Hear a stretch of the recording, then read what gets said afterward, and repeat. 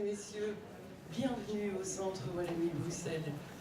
Bienvenue à cette fête en l'honneur d'Alain Berenbaum, qui vient juste de recevoir le prix Rossel 2013 pour son ouvrage Monsieur Optimiste, paru chez Jeunesse Éditions.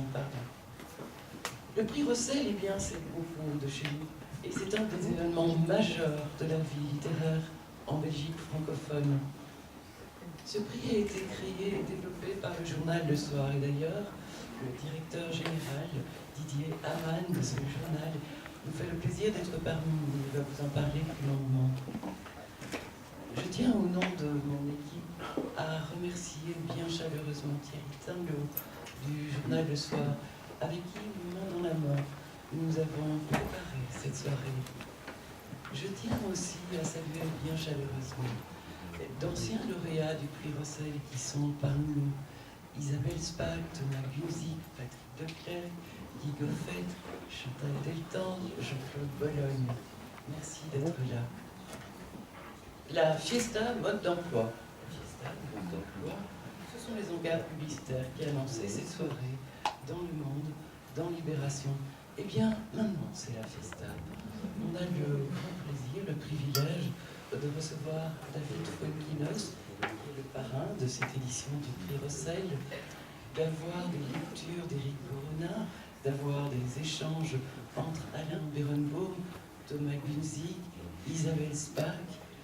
Après ces divers échanges, on va se retrouver dans le foyer pour une réception, et Alain Berenbaum y signera son ouvrage. Une vraie fiesta.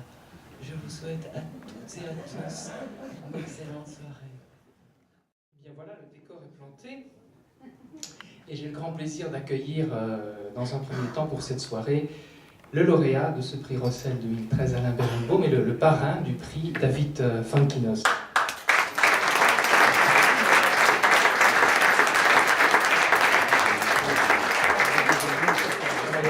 Il y a déjà un choix à faire, la gauche, la droite. Hein. On peut échanger aussi. Moi je le veux bien, ce prix Rossel. Il faut être belge pour ça. Voilà, donc on a le grand plaisir de vous accueillir tous deux. On a le grand plaisir d'accueillir Alain Berenbaum, qui est déjà venu plusieurs fois au Centre Wallonie-Bruxelles.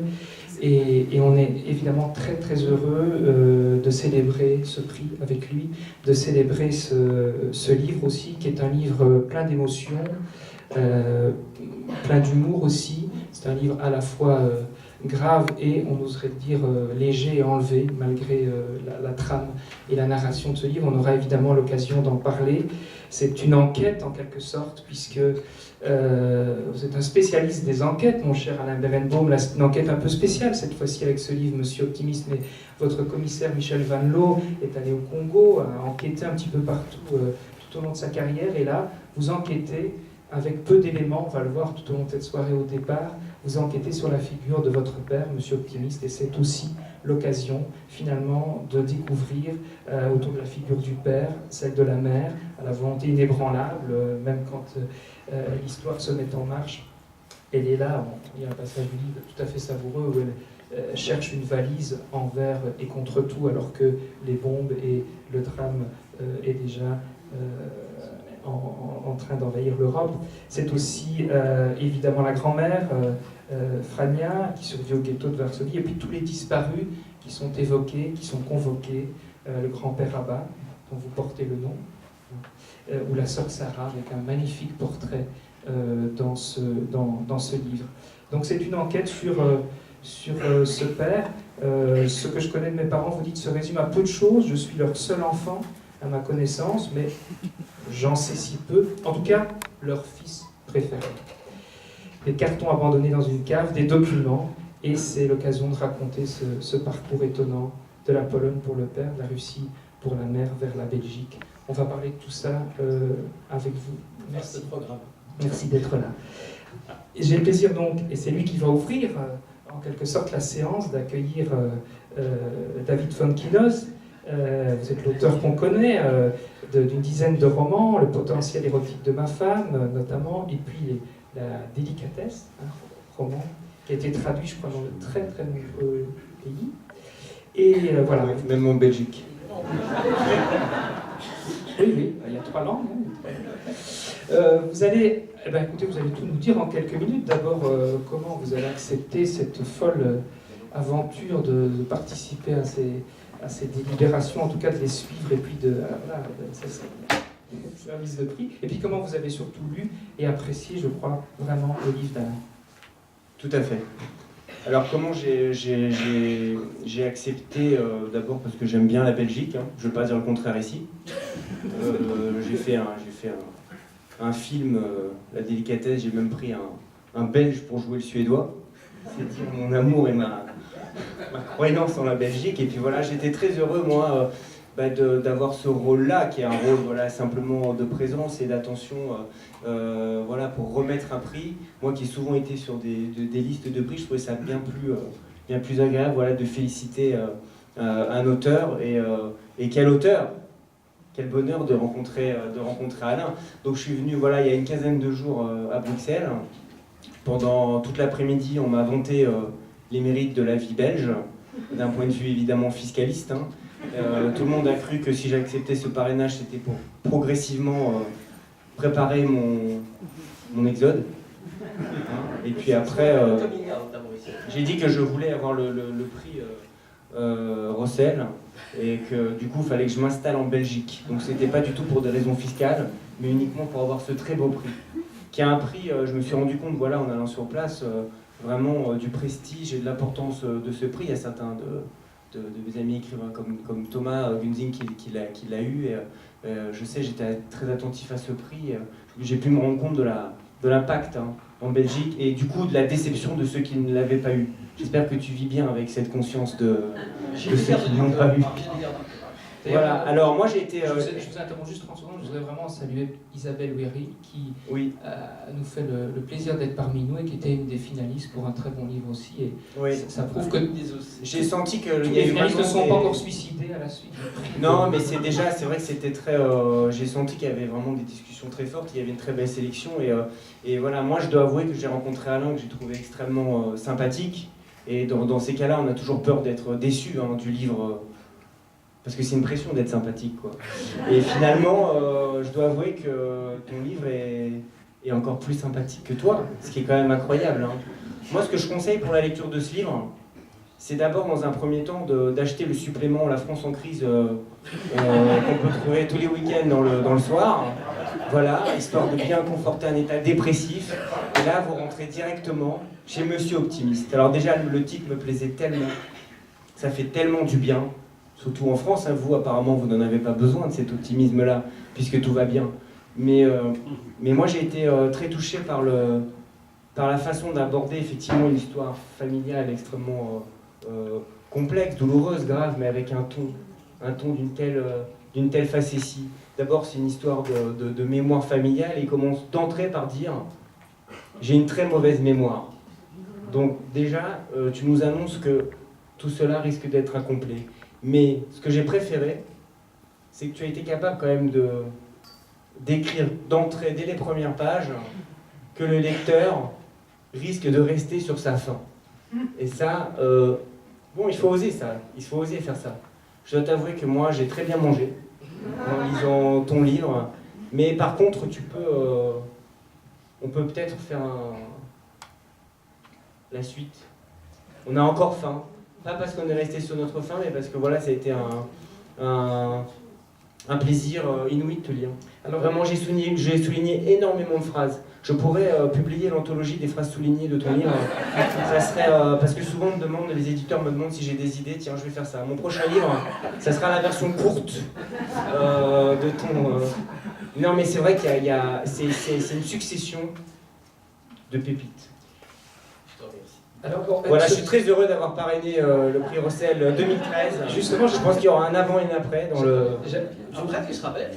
Oui, écoute, j'espère. Vous parlez au passé, mais je voulais justement vous demander si maintenant, dans votre esprit, le rôle continue un petit peu, et si maintenant que ce prix a été effectivement proclamé, vous allez avoir à cœur d'en parler en France, puisque je pense que d'avoir pris Oui, tout un à fait. parrain qui a votre notoriété française, c'est peut-être aussi dans l'esprit du jury. Oui, oui. J'ai mon attaché de presse personnel qui est venu. Nous allons faire une réunion dès ce soir.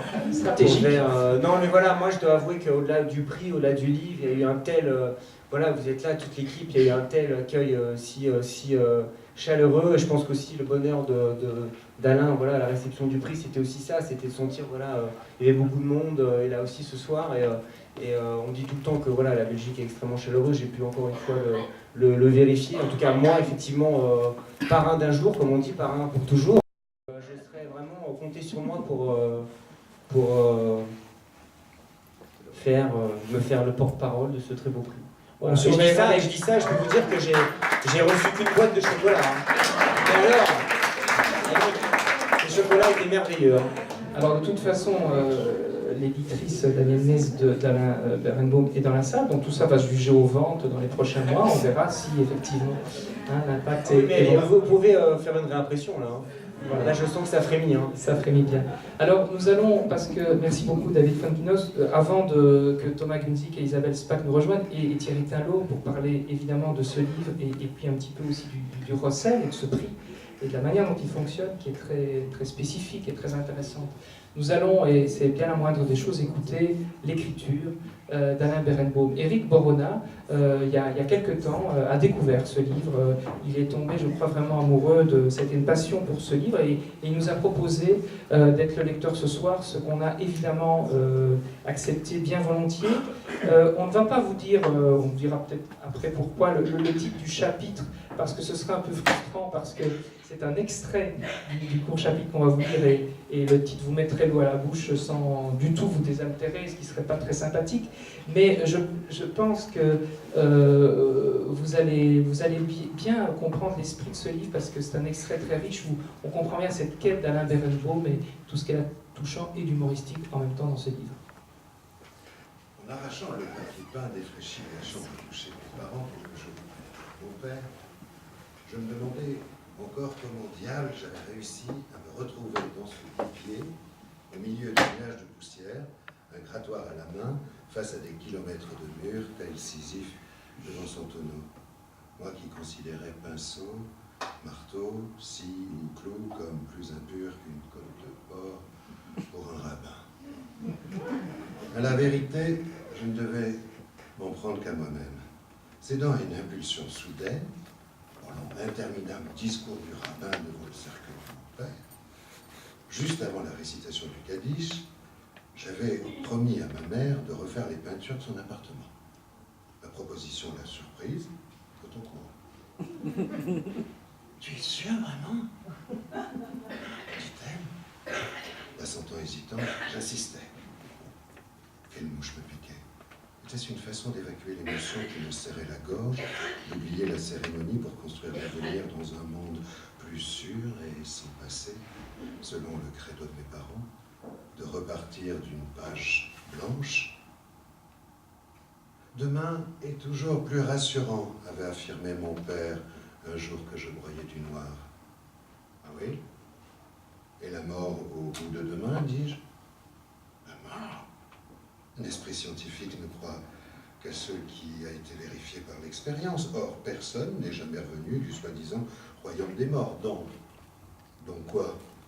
Donc il n'existe aucune preuve de l'existence de la mort, ni de toutes ces sortes de choses lugubres. Avant que je ne me moque de ces raisonnements paradoxaux, il ajouta pour me clouer le bec: si la mort existait, qui pourrait encore croire en Dieu?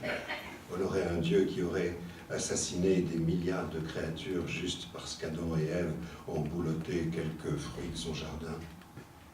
Et il a tout de même fini par abandonner Hitler, fis-je remarquer. Tu vois, triompha-t-il, comment croire à un Dieu qui change sans cesse de héros? Je regardais le rabbin osciller d'avant en arrière pendant la prière, en se touchant de temps en temps sa barbe pour vérifier que le Seigneur, dans une de ses facéties, ne l'avait pas fait disparaître en pleine cérémonie, ce barbu croyait en Dieu. Quelques-uns de ceux qui nous entouraient aussi. Et moi? Dans quelques instants, tout mécréant que j'étais, j'allais réciter le Kaddish pour honorer la mémoire d'un autre mécréant. Que le nom du Très-Haut soit exalté et sanctifié dans ce monde qu'il a créé selon sa volonté. En contemplant le cercueil de mon père, le trou prêt à l'accueillir, les tombes qui nous entouraient, tremblant de trac à l'idée de réciter la prière des morts en araméen, sans me planter, sans ridiculiser définitivement ma famille, je me rappelais cette conversation bizarre. Et je commençais à me demander si mon père n'avait pas raison. Quelle preuve avais-je que l'homme qui gisait au fond de cette caisse, en sapin, était bien mon père, et qu'il était mort? Ma mère accueillit avec réticence mon offre de reprendre sa chambre. Au lieu de se montrer émue, réconfortée, reconnaissante, mais il était trop tard pour reculer. Je me sentis obligé d'assister jusqu'à ce qu'elle finisse par hocher la tête. Ok.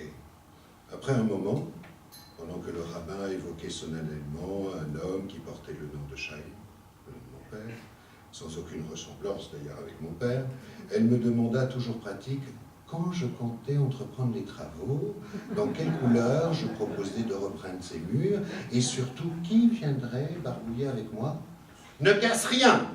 ajouta-t-elle à voix haute, provoquant l'ahurissement de ceux qui nous entouraient. Le rabbin ne s'interrompit pas, même si plusieurs amis eurent l'impression que la remarque de ma mère visait son stupide discours. Elle se retourna vers moi et poursuivit à voix basse, insistant sur l'importance du professionnel qui devait m'aider. Entendez, du goy qui devait faire le travail à ma place. Elle n'imaginait pas un instant que son petit bébé de 32 ans serait capable d'étaler quoi que ce fût sur le mur sans se noyer et surtout sans salir l'appartement qu'elle prenait un soin maniaque à briquer. Elle avait évidemment raison, mais je tins bon. Pas question d'expulser définitivement mon père de la chambre conjugale devant témoin. C'était moi, et moi seul, qui devait effacer sa présence de notre vie. Sous le papier, je découvris une couche de vieux journaux, des pages du quotidien Le Soir, des années 30, l'époque où mon père avait débarqué à Liège. Pour apprendre le français, il lisait tous les jours le journal à haute voix, ses copains de chambrée, Idel, un étudiant roumain qui étudiait la sculpture, et son ami Maurice, venu de Makov, avec lui pour devenir ingénieur. Ce sont ces gazettes, clé d'entrée dans son nouveau pays, qu'il avait collé sur le mur. Un titre attira mon attention. Une interview de la reine Élisabeth, où elle parlait de l'éducation de ses enfants. Envoyés dans des écoles publiques, ils sont traités comme les autres élèves, et du handicap pour elle de poursuivre une carrière artistique. Elle était l'élève du violoniste Eugène Ysaÿe. Mais, ajouta-t-elle, le génie réel toujours se manifeste et s'impose. Il surmonte même le désavantage du sang royal. Autre titre, quelques jours plus tard, sur la grogne des soldats obligés d'assurer la sécurité du Sénat, dont la séance du jeudi s'était prolongée tard dans la soirée. Il fallait bien que cela se produise aujourd'hui, justement le jour des frites, s'écriaient les troufions mécontents. Espérons qu'à l'avenir, quand le Sénat voudra faire du zèle, il choisira un autre jour, par mansuétude, pour nos braves troupiers, concluait le journaliste. Un article qui avait appris à mon père, plus que de grands discours, le secret de la culture et de la mèche.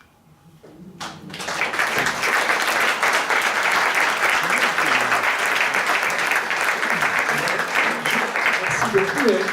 Juste peut-être un mot, vous voulez dire sur ce livre, parce que je sens que vous avez vraiment eu un coup de cœur pour ce livre d'un mot. Alors, il y a une double histoire. La première, c'est qu'effectivement, l'éditrice de l'Ernest m'avait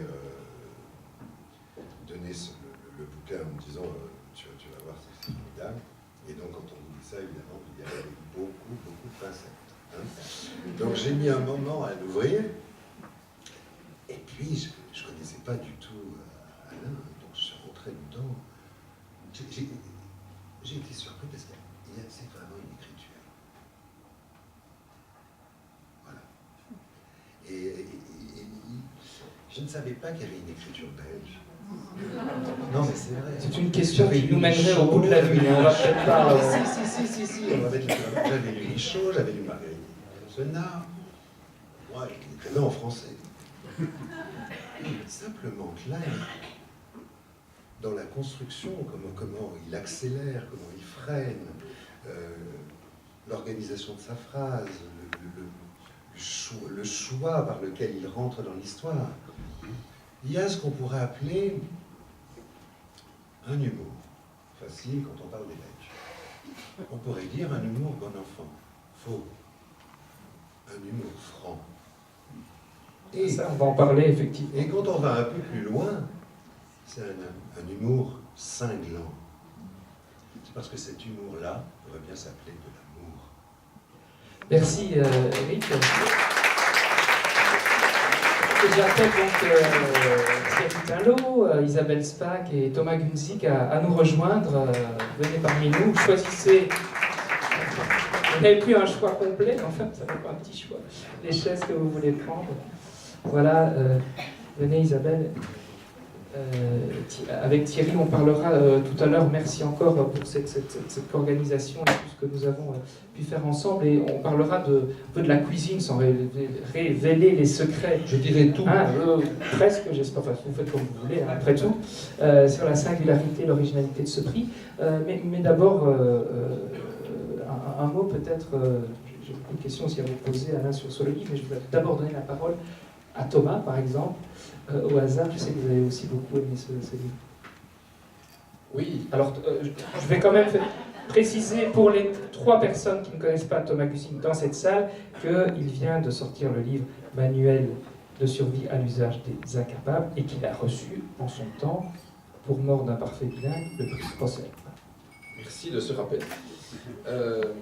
Alors, je vais vous dire un truc, cher ami. Non, si, bien sûr que je l'ai lu, mais je déteste parler des livres, autant des livres que j'ai aimés, des livres que j'ai pas aimés. Parce que vous savez, des livres qu'on a aimés, comme ça, il s'établit une petite relation intime entre eux, entre vous et les personnages, vous et l'histoire, et puis j'admire quelquefois le travail des critiques, qui arrivent à faire comme ça 5000 signes sur un livre pour en dire du bien ou du mal. Je suis totalement incapable de faire ça. J'ai une relation très simple et voire un peu idiote avec les bouquins. C'est-à-dire qu'un bouquin, pour moi, c'est une émotion. Dans les 3200 livres qu'on a dû à lire pour le prix Rosset, j'ai éprouvé relativement peu d'émotions. Et puis, par-ci, par-là, il y avait quelques chocs, quelques joyaux, quelques moments lumineux. Et bien entendu, le livre d'Alain en fait partie. C'est tout simple, c'est des scènes qui vous font sourire, c'est avant tout des personnages, moi qui m'accompagnent encore, même des personnages les plus riches de l'histoire, cette maman comme ça, ces personnages qui découvrent à travers les correspondances, ces personnages donc qui sont morts, enfin les oncles, les tantes, qu'on découvre dans leur naïveté, dans leur beauté, enfin tout ça, c'est quelque chose qui m'a vraiment profondément touché. Être touché par un livre. Tu n'aimes pas ma maman? Je trouve qu'elle est un peu rêche. Je trouve que ça est bien sorti. Elle ne t'aimera pas. Elle en a vu d'autres. Non, elle est dure, ta maman. Donc ce sont les personnages vraiment. Non, oui, voilà. Et alors, revenons sur l'émotion, c'est ça. Moi, je trouve que voilà, un roman, c'est comme ça, c'est une grande chose qui se construit, qui se lit, avec laquelle on vit pendant des semaines, voire des mois, et puis une grande chose de laquelle il reste, voilà, je serais incapable de vous raconter le scénario par le détail, quel événement en a entraîné un autre, parce que c'est peut-être pas ça l'important. Enfin, je crois que c'est là-dessus que l'auteur se casse les dents la plupart du temps, mais ce qui est important, c'est ce qui va rester, comme ça, ce qui va surnager dans votre mémoire. C'est ça, c'est le souvenir de de l'émotion que vous avez éprouvée en lisant ça, et ces personnages qui vont vous accompagner probablement longtemps, maman d'Alain, sûrement pas, c'est l'ange. Et voilà, et des personnages de romans, quoique ceux-ci ne sont pas que de romans, mais des personnages, en tout cas pour le lecteur, ça reste des personnages de fiction, moi je ne les connais pas, donc pour moi c'est de la fiction, qui vous accompagnent longtemps, il n'y en a pas beaucoup.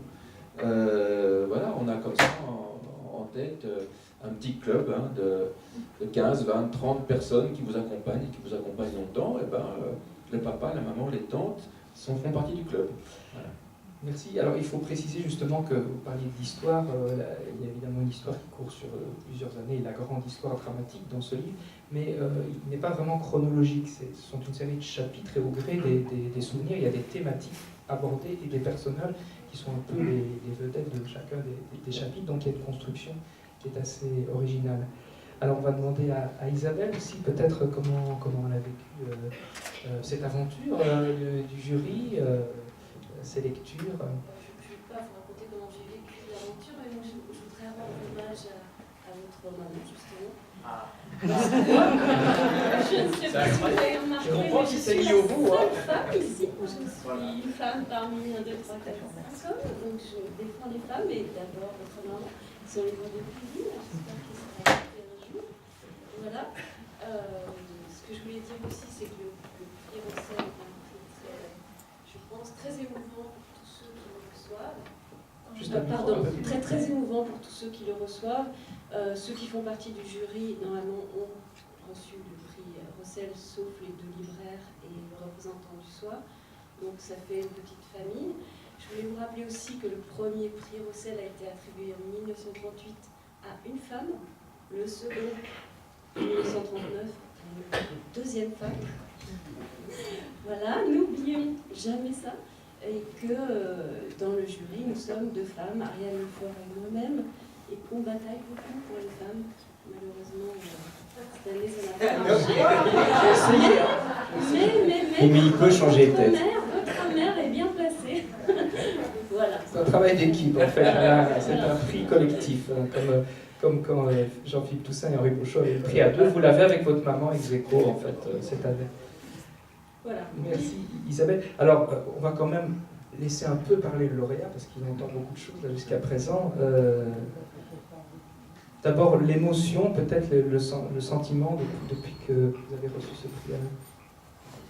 Oui, c'est un prix qui a ceci de magnifique, c'est qu'il est, en tout cas en Belgique, d'une formidable visibilité et qu'il amène une véritable sympathie autour en général. C'est-à-dire qu'on a vraiment l'impression que, comme à de rares moments, il y a un engouement autour du livre, et pas nécessairement, bon, c'est ce livre qui a reçu le prix, mais autour du livre. On parle du livre. C'est devenu une véritable info, alors que pour l'essentiel, à part de rares moments, la foire du livre, bon, le livre en Belgique francophone n'est pas véritablement au centre des préoccupations des médias, ni d'ailleurs des politiques. Autant on sait combien en France, les politiques, dès qu'ils sont élus à un poste important, se précipitent à la télé pour raconter qu'ils adorent Maupassant ou Chateaubriand.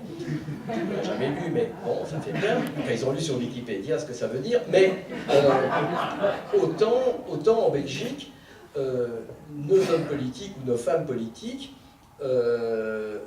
quand ils sont quelques-uns à hanter les librairies, le font, je dirais, pratiquement avec un masque sur la figure. Ils ne s'exhibent que dans les stades de football.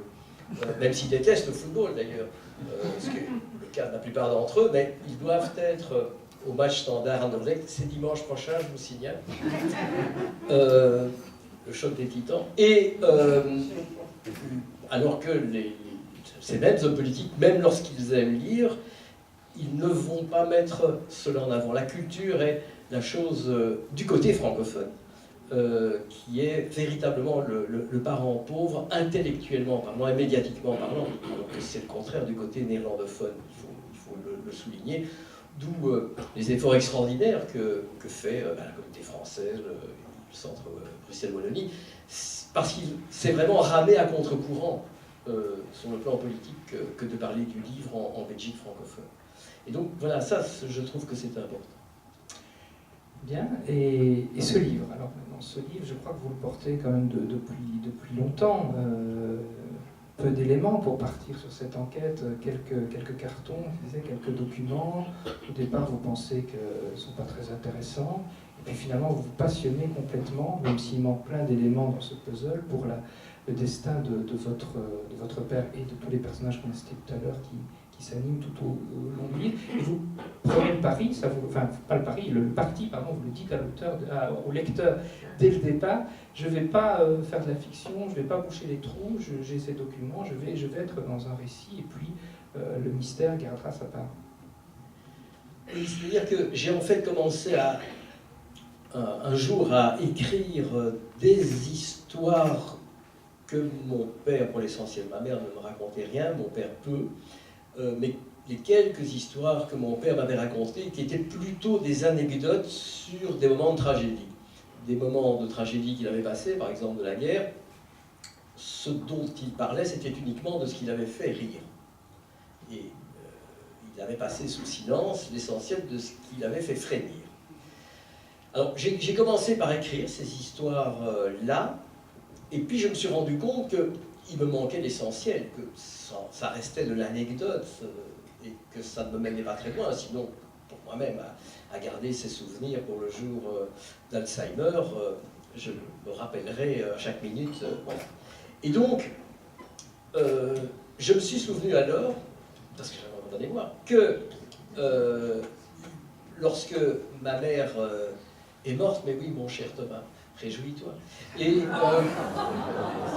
j'ai vidé l'appartement, et de l'appartement, j'ai ramené une caisse dans laquelle se trouvait un tas de papiers qui mêlaient à la fois des documents administratifs en français et puis un tas de vieilles lettres poussiéreuses, jaunies, qui étaient les unes écrites en polonais et les autres en yiddish. Et j'ai commencé par les faire traduire. Le polonais, c'était d'ailleurs relativement simple de trouver une traductrice polonaise. Et là, brusquement, c'était le choc. C'est-à-dire que brusquement, ma grand-mère, c'est-à-dire la maman de mon papa, qui était restée dans le petit village de Pologne, où mon père, lui, était parti vers Liège, écrivait à son fils, au loin, manifestement avec la volonté de le faire revenir, mais c'était très sous-jacent.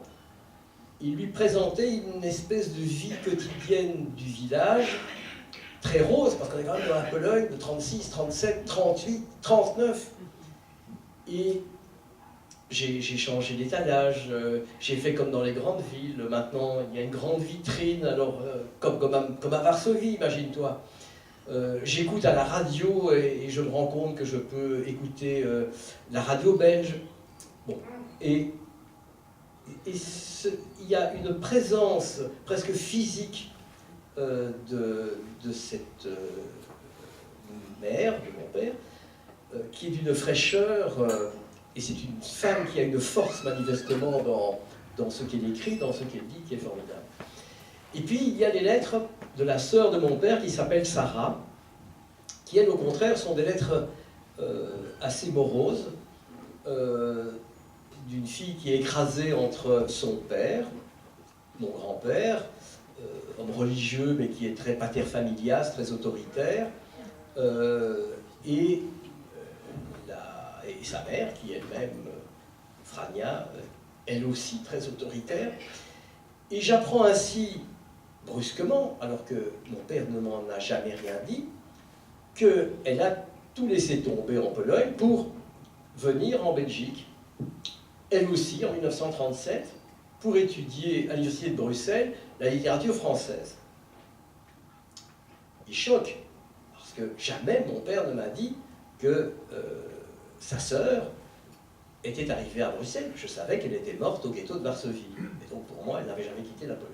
Mais alors pourquoi, bon Dieu, repart-elle en 1939, quelques jours avant l'arrivée des Allemands à Varsovie, eh ben, il faut acheter le bouquin, bien sûr, ça.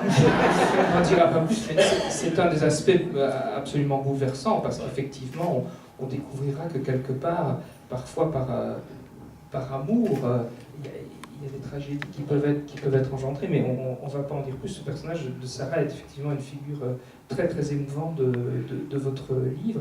C'est l'histoire d'une famille, on l'a dit, mais à travers cette famille, bon, c'est un peu une banalité de le dire, mais quand on étudie sa famille, quand on part à la recherche des membres de sa famille, on se cherche un petit peu aussi. Hein, il y a un chapitre qui dit quel est mon vrai nom? Vous cherchez votre vrai nom. Votre père lui-même, c'était Chaim, Henri, Hubert. C'était quelqu'un d'étonnant d'ailleurs qui aimait beaucoup la Bible mais qui n'était pas du tout religieux et qui aurait pu vous apprendre une langue magnifique comme votre mère, et en fait ils ne vous ont jamais appris ni l'hébreu ni le yiddish. Il s'agissait effectivement de fabriquer artificiellement, in vitro, un petit Belge. Ben, ça a marché. Comme, voilà, programmé pour le recel. recel. Fabrique un petit Belge. Voilà. Programmé pour le recel.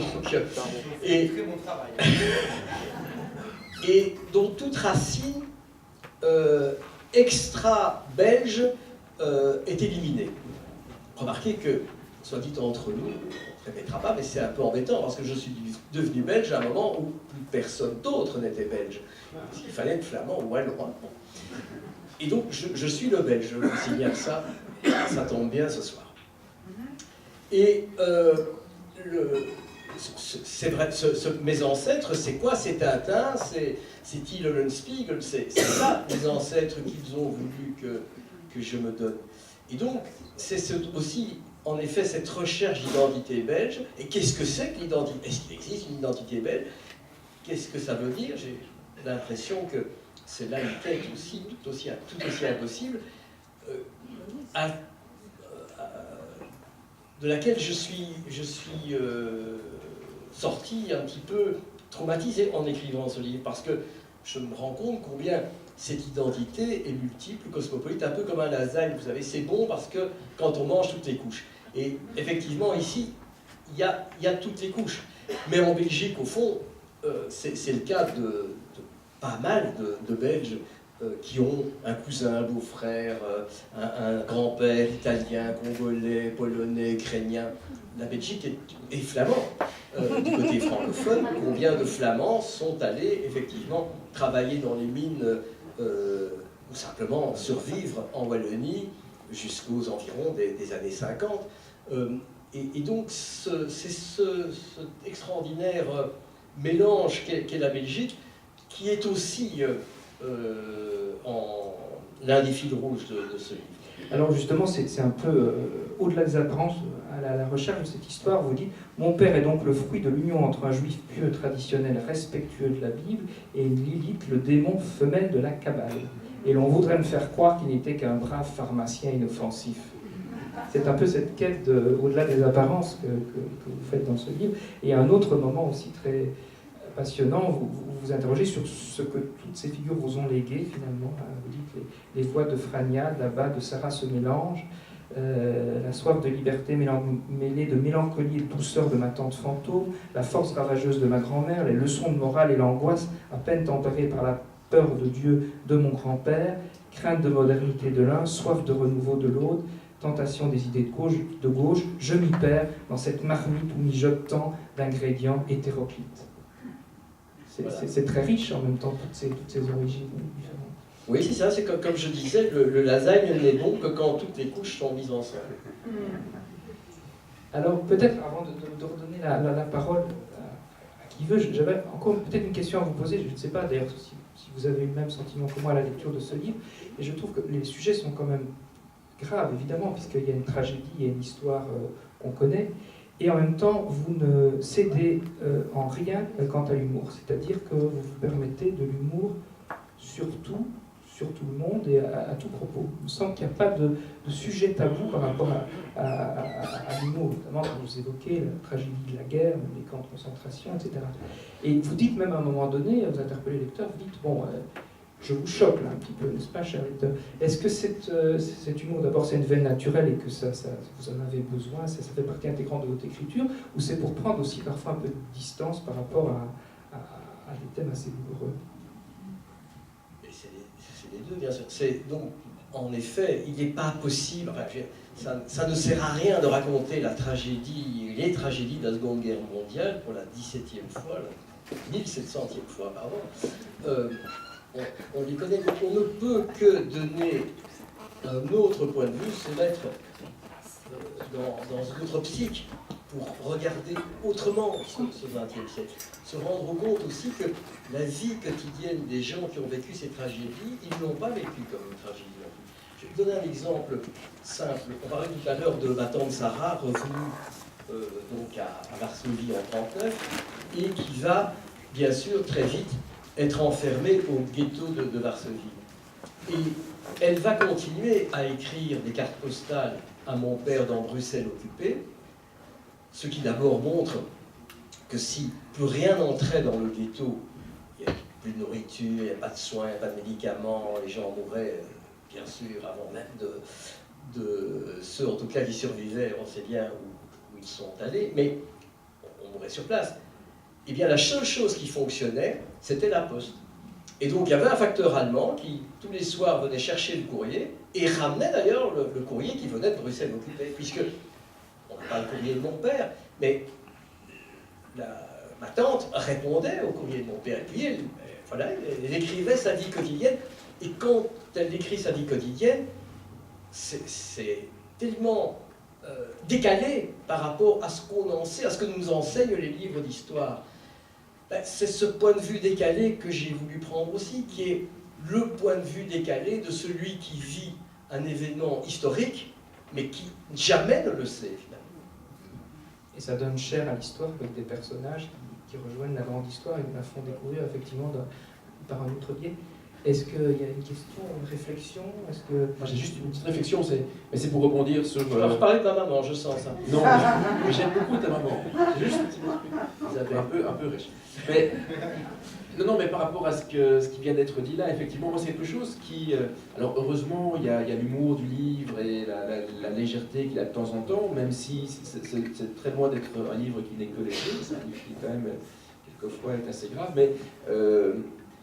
c'est un livre qui m'a fait aussi assez peur, enfin, c'est-à-dire que je me suis, effectivement, c'est tout à fait idiot, c'est une réaction, c'est-à-dire quand on relit l'histoire des personnages qui ont traversé la guerre, que ce sont des personnages historiques ou des personnages qui fassent partie de notre famille, on ne s'imagine pas un seul instant le regard qu'ils avaient sur l'histoire qu'ils étaient en train de vivre, c'est-à-dire qu'on imagine toujours qu'ils ont notre histoire de nous, contemporains, qui connaissons l'histoire, hein, 39-45, les camps, le débarquement, etc. Et on ne comprend pas pourquoi les gens qui étaient là n'ont pas été là, et pourquoi, mais enfin, bon, voilà. Et effectivement, en rentrant comme ça petit à petit dans le quotidien des Berenbaum, on se rend compte qu'on ne comprenait absolument rien à ce qui se passait, qu'on ne mesurait pas une seule seconde la gravité des choses et les enjeux qui étaient là, qu'on était plutôt centré, comme nous tous aujourd'hui, sur qui va tomber amoureux de qui va se marier, qu'est-ce qu'on va mettre comme robe, Le mariage est très important. Voilà. Et que bien entendu, quand la maison communale vous demande de vous y rendre, ben vous vous y rendez parce qu'on ne imaginerait pas un seul instant qu'il ne faut pas y aller. Et que la mécanique qui fait qu'à un moment on n'y va plus, c'est un truc vraiment lourd, grave. Enfin bref, j'ai beau avoir lu pas mal de livres sur le sujet, vu des films, etc. C'est la première fois dans ce livre-là qu'on sent qu'on ne se rend pas du tout compte de ce qui se passe. Et ce truc-là, finalement, était assez effrayant. Très bonne analyse de Thomas Gunzig. Vous avez très bien fait de lui donner le prix Rossel 2001. Il y a un niveau qui ne t'arrive pas. C'est très très juste ce que tu viens de dire. Et c'est ce qu'on ressent vraiment en lisant le livre. Isabelle, Thierry, sur le livre? Juste le micro, pour qu'on vous entende bien, Isabelle. Sur le micro. Voilà. Moi, je voulais revenir sur le prix Rossel. Ce qui me frappe, c'est que ce prix a été créé en souvenir du fils du fondateur, hein, c'est ça, Victor Rossel. Le fils s'appelle Victor Le fils s'appelle Émile. D'accord. Et en regardant... Ah, le fils s'appelle Victor. Attention, il faut se mettre d'accord. Voilà. Parce que Le fils s'appelle Victor Ça c'est foutre. c'est le prix Victor. Victor Non, mais Rossel, non. dédié au fils, donc le fils doit s'appeler Victor. Oui, mais au journal, c'est la statue Victor Rossel. Parce que si je pense qu'il y a une erreur dans Wikipédia. Il faut essayer de régler ce problème-là, parce que moi aussi, j'avais prévu de dire que, comme le fondateur, mon fils s'appelle Victor, et je me suis rendu compte que finalement, tu m'as dit que non, le fondateur. On a peut-être le lauréat du prix Émile Rossel. Sur Wikipédia, Isabelle, sur Wikipédia, ils disent que le prix Rossel, c'est parce que le fils du fondateur s'appelait Victor. Et quand on arrive dans le siège du soir, on a effectivement la statue. Il y a peut-être le même prénom. Donc c'est pas une statue du fils du fondateur. Donc je pense qu'il y a une erreur. Je pense que votre argumentation tiendra, quoi qu'il en soit, Isabelle. J'ai bossé la généalogie. Enfin bref, moi j'aimerais bien savoir un peu plus sur ce fils, parce que ce qui me frappe en regardant les lauréats du prix, beaucoup d'entre eux, et pas des moindres, parlent de leurs parents, alors que c'est un prix attribué en mémoire d'un fils, et je trouvais ça assez joli.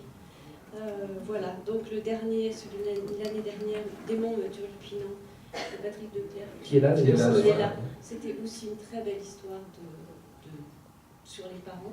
Il y en a beaucoup dans la longue liste des lauréats qui parlent de leurs parents.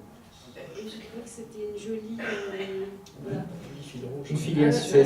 C'est bon à savoir pour les auteurs belges qui veulent l'avoir l'année prochaine. Une bonne histoire sur les parents et hop. Et pour continuer dans mes maigres recherches, parce que c'est pas facile de trouver des infos sur le père et le fils, voilà. J'ai trouvé un petit mot de Colette, qui n'a pas eu le Rossel, mais qui apparemment a fait partie du jury, effectivement. Ouais. C'est une femme? C'est une femme, c'est pour ça que je continue. Je suis assez maniaque et elle écrit un jour à Simenon, qui n'a pas eu le Rossel, mais elle lui écrit « Cher Simenon, merci. La fuite de Monsieur Monde, ces profondes tristesses de vos héros me frappent beaucoup. Une grande poignée de main. » Et voilà, c'est ce que j'avais envie de vous dire. Ils ne sont pas tristes vos personnages. C'est pas Monsieur Monde et Monsieur Optimiste, mais j'ai trouvé que la chute de Colette, une grande poignée de main, c'est une belle façon de s'aimer. Je vais l'utiliser d'ailleurs. Tout à fait. Alors, mon cher Thierry, on va tout savoir. Donc maintenant, comment ça se passe, ce prix Rossel, pour qui, pourquoi, comment, quelles sont les tractations, quelles sont les pressions? Alors, ça a été terrible, les gars. Ça a été sanglant. Non, en fait, c'est marrant parce qu'on a donc un libraire depuis 3 ans dans le jury du prix Rossel que j'ai la joie d'organiser avec Annick Janssens qui est ici. Eh bien, c'est d'avoir amené des libraires. On a proposé à des libraires de rejoindre le jury en se disant, tiens, ce serait pas mal que ce prix, qui a un grand retentissement, puisse aussi trouver des lecteurs qui, au départ, peut-être peuvent être perdus dans le jungle des prix. Combien est-ce qu'il y a de prix en France? Combien il y en a? 72. Voilà, à peu près 7212 à 2 près. En Belgique, on en a 2. Mais, il y en a beaucoup plus, hein, je crois, en France. Mais le Goncourt se vend beaucoup plus que le Rossel et d'autres prix. Et nous avons des prix, effectivement, comme vous le savez, bon, la moitié d'entre vous ont pris le Thalys ce matin, donc je ne vous apprends rien. Vous venez de Bruxelles également. Mais pour l'autre moitié, eh bien, nous consommons votre culture, votre littérature, votre production. Il est admis communément que 10% de la production littéraire française est consommée chez nous. Et donc, nous lisons tout ce qui sort ici. L'inverse n'est pas vrai.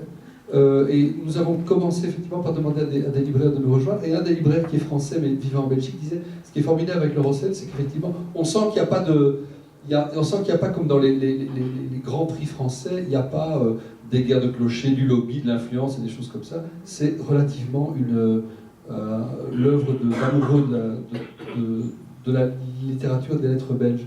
Et nous avons la chance d'avoir également, et il est parmi nous, et pour tous les gens qui travaillent dans la littérature, il y a certainement parmi vous des attachés de presse, des éditeurs, des auteurs, il y a un type formidable qui est Jean-Claude Van Troyen, qui est le patron des livres, montre un peu ta tête, ou tes mains, qui est le patron du cahier livre chez nous au soir, et qui fait chaque semaine un travail incroyable. Le soir, Jean-Claude et tous les gens qui travaillent sur ce prix sont des gens qui ont juste dédié, il n'y a pas de business, il n'y a pas de commerce, il y a juste comme vous, Pierre et toute votre équipe, et merci de nous accueillir, il y a juste une grande envie de mettre en avant ce qu'il y a de mieux chez nous. Bon, c'est les bouquins. Je pourrais vous parler du concours du boudin régional, du boudin liège régional, mais ce n'est pas le sujet, donc ce sera... Il y a une volonté particulière de... Très bon le boudin régional. C'est un boudin avec des raisins. Alors vous commencez par... Peut-être, je ne sais pas s'il y en a ce soir à déguster.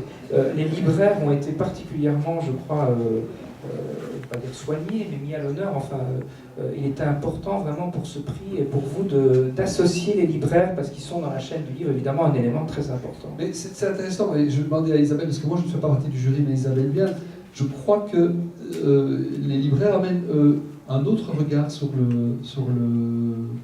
les livres, et j'ai l'impression que c'est relativement complémentaire et qu'on y a trouvé pas mal d'enrichissement. Je sais pas ce que tu en penses. Juste le micro. Oui, je ne sais pas quoi dire. Oui, au début c'était un peu étrange parce qu'on était il faut le dire, entre nous. Thomas, aide-moi. Mais moi, je ne l'ai jamais connu qu'avec des libraires, il me semble, parce que moi, je suis là depuis 3 ans. Tout un bleu vient d'arriver. Je n'ai jamais connu l'avant. Alors moi je suis un petit peu plus vieille, et donc c'est vrai que c'était un petit cénacle comme ça où on se retrouvait pour se bagarrer chaque année, ce qui est très sympathique en fait. 2 fois par an on peut se battre et après s'embrasser, c'est très chouette. Et Thierry nous a annoncé un jour qu'il allait inviter des libraires et qu'on aurait donc des libraires avec nous. On était un petit peu inquiets, je peux le dire. On s'est dit, mais qu'est-ce que c'est, pourquoi nous, on a tous eu ce prix, quand même, on l'a mérité, on a écrit des livres, c'était dur, mais eux n'ont pas écrit de livres. On était un peu bêtes, et j'étais la première, je dois le dire. Et en fait, c'est très sympathique, parce qu'ils ont ils ont un autre regard sur les livres, ils sont les premiers qui les vendent, qui ont les retours des lecteurs, ils lisent différemment, ils sont parfois plus bienveillants. Donc ça a apporté une note un peu différente. On est parfois un peu caustique, parfois. Mais moi, j'en sais rien. Non, mais moi j'ai été 10 ans libraire, donc j'ai encore un peu l'ADN de libraire dans le sang. Ah, c'est ça, tu es double, toi. Voilà, moi, Tu es un traître en fait. voilà. Un agent double. Moi, ça m'a toujours paru évident. De toute façon, pourquoi les auteurs seraient mieux à même de juger les auteurs voilà, je crois qu'on pourrait avoir n'importe qui aime lire les livres, qu'il soit libraire ou chauffeur de tram, ça ferait un aussi bon juré que nous. C'est vraiment 2 boulots qui sont, je pense, différents. C'est gai justement de pouvoir, en tout cas, avoir chaque année avec nous des gens différents qui apportent à chaque fois un regard différent, une fraîcheur différente, et qu'on ne se cristallise pas entre nous avec nos avis, nos opinions, qui sont en gros toujours les mêmes. À nos âges, on change beaucoup. Vous avez l'impression qu'il y a des livres que vous n'auriez pas lus que... Non, ça je ne crois pas. Ce qui est très étonnant, je trouve, c'est que chaque année, cette année on en avait quoi, 70, un truc comme ça, 80 68. 68. Parmi les 68, ce qui est très étonnant, enfin, depuis que je fais partie de ce prix, on arrive toujours à peu près aux 5 ou 6 mêmes. C'est très étonnant ça, parce que quand même c'est un entonnoir. Au début, c'est un vrai travail, c'est un vrai voyage de lire ces 68 livres. Donc, et ce qui me frappe à chaque fois, c'est qu'on arrive toujours à peu près, il y a peut-être 6 ou 7, mais c'est vrai. Oui, tout à fait. Et les libraires, toutes les années où j'étais là, c'était pareil. On arrive au même livre. Mais ce qui était assez étonnant et réconfortant, d'ailleurs, c'est quand on voit, en tout cas cette année, il y a eu d'autres années, la sélection des finalistes, il y a quand même des choses assez différentes. Sur la thématique, le livre de Nathalie Skoronek pouvait rejoindre une partie de la thématique de Monsieur Optimisme, mais l'écriture est différente. Isabelle Wéry, dont on a parlé tout à l'heure, a évidemment une création langagière d'écriture tout à fait singulière. Stéphane Lambert, c'est une exploration autobiographique tout à fait différente. Et puis Paul Collis, on est plus dans le polar, et là c'est vraiment l'attrait de l'histoire. Donc c'est un panel assez large, finalement un beau panel représentatif de notre littérature chaque année qui en sort, enfin cette année en tout cas, d'autres années aussi. J'avais envie, si tu m'y autorises, d'ouvrir un petit peu... Le moment est venu. Alors pendant quelques minutes, parce qu'après nous aurons... Après, on va boire et c'est gratuit. Comme nous l'a dit Anne, la fiesta va redoubler d'ampleur devant peut-être pas du boudin, mais des bonnes choses. Mais voilà, regardez-le dans la lumière. Voici donc Monsieur Jean-Claude Bonnetroyer. Je voulais apporter une précision là sur Victor, Émile... Marie-Thérèse. Oui, je sais. Donc, Émile est le créateur de Vin le soir. Son fils Victor est devenu rédacteur en chef. Il est mort en 1936 ou 1937. Et en 1938, on a créé le prix avec, en hommage à sa qualité. En fait, il tenait salon littéraire chez lui tous les jeudis soirs à Bruxelles, dans son hôtel d'Ixelles. Voilà. Parfait. Alors, on va remettre un peu de lumière dans la salle. Et on a vous, public, qui est là. Merci d'être venus si nombreux. On a des anciens lauréats du prix Rossel qui ont peut-être des choses à dire. Enfin, n'hésitez pas, quelques interventions avant d'aller manger, fêter tout ça ensemble. Effectivement, il y a un micro qui est susceptible de se balader, mais je ne sais pas si quelqu'un peut vous l'apporter. La question, monsieur, êtes-vous inspiré du film de Polanski, Le pianiste? Le pianiste, qui ressemble un peu... Comme il n'y a pas de micro, donc pour que tout le monde entende bien, êtes-vous inspiré du pianiste? Le pianiste. Il y a aussi un film de l'italien Bendighi. La vie est belle. La vie est belle, voilà. Alors, la vie est belle. Ça ressemble, La vie est belle. Je vais vous dire, je n'ai pas vu La vie est belle. J'ai pas voulu le voir parce qu'il reprenait le scénario d'un film de Jerry Lewis que je rêve de voir et que nous ne verrons jamais, qui s'appelle Le jour où le clown pleura. Et qui est... Voilà, et j'attends ce film-là avant d'aller voir l'autre. Et le pianiste, ça n'a rien à voir, parce que le pianiste, c'est vraiment le parcours à l'intérieur du ghetto, la survie à l'intérieur du ghetto, qui n'est d'ailleurs pas celui de Varsovie, qui est le ghetto de Cracovie. Donc, c'est un tout autre point de vue que celui-là. Merci. Une autre réflexion, une autre question? Éventuellement, quelqu'un l'a dit, je crois que c'est je ne sais plus qui l'a dit d'ailleurs, qui a parlé de langue belge. C'est qui? Ah, c'était Eric Borodin. C'était Eric Borodin. Merci Eric. Et je voulais savoir si, notamment auprès de nos amis anciens lauréats et auteurs qui sont dans la salle, est-ce qu'ils ressentent ça? Je lance la question au magma de la foule. Est-ce qu'il y a une langue belge d'après vous, ou bien est-ce que c'est juste, comme on dit chez nous, du floricule? Patrick. Alors le colloque va commencer. Je crois qu'il y a une envie de cocktail là. Isabelle Herry, ah non, Patrick Leclerc, voilà, Isabelle Herry passe le micro à Patrick Leclerc. Alors, moi j'ai un diplôme de schizophrène, donc je ne suis pas très compétent. Et en bon schizophrène, l'écriture est un truc qui se passe entre moi et moi, je ne sais pas comment, avec, je fais ce que je peux, comme disent les jolies filles. Ce que je ne suis pas, bien entendu.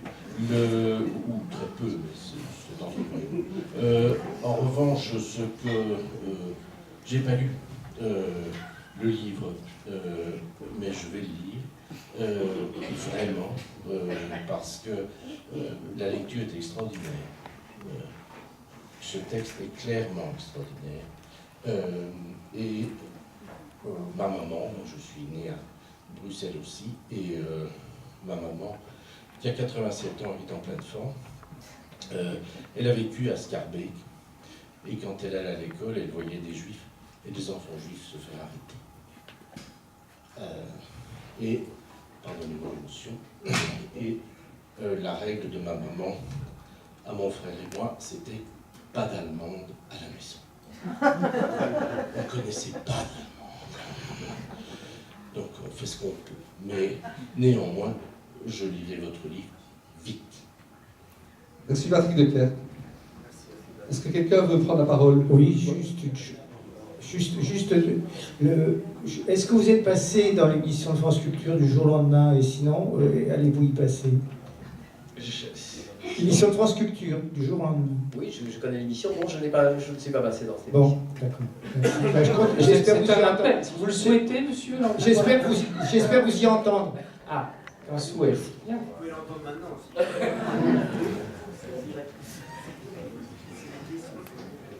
Autre question, intervention? Un témoignage sur le Rossel. Okay. Tout à fait. Mademoiselle. Non, moi, c'était pour essayer de répondre à cette question très difficile. Y a-t-il une langue belge? Je pense que quand on est francophone en Belgique, il y a la langue maternelle, c'est-à-dire la langue qui vous est transmise par la famille, par la mère, et qui vous ouvre à un domaine extraordinaire, qui est le domaine de la littérature, du roman, de l'initiation à l'écriture qui vous emporte. Et donc, ce que nous avons, nous, comme petits Belges, c'est la littérature française. Alors, c'est vrai que moi, ça m'avait frappé, enfant, adolescente et après, c'est la bibliothèque rose, la bibliothèque verte. Je suis assez âgée pour avoir été éduquée à ce genre de livres. Je me rappelle aussi Alain Bellumeur et puis vraiment tous les grands auteurs français. Et je me rappelle la première fois qu'on m'a dit on va aller. Un jour j'ai demandé mais je voudrais bien aller promener au Jardin du Luxembourg. Il m'a dit mais le Jardin du Luxembourg c'est pas chez nous, c'est à Paris. Je ne m'étais pas rendu compte de ça. Et donc toute l'initiation et la découverte à la fois de sentiments mais de lieux géographiques se situe en France. Alors la première fois que j'ai lu des livres qui se passaient chez nous, en Belgique, par des auteurs, parce que Michaud, étant belge, n'a rarement, enfin pas du tout raconté, si ce n'est dans certaines lettres qui ont été publiées bien plus tard, ce rapport à la Belgique. Et plutôt, ce rapport à la Belgique, on m'avait raconté, mon oncle, qui était un grand homme de lettres, m'avait dit, les Belges, tu sais, Baudelaire a dit que les femmes belges préféraient laver les trottoirs que laver leur derrière. Alors ça m'avait quand même frappé quand vous avez 14-15 ans et qu'on vous dit ça, vraiment de la Belgique. Donc simplement pour vous dire que les lieux étaient belges. Et puis, étaient français, pardon.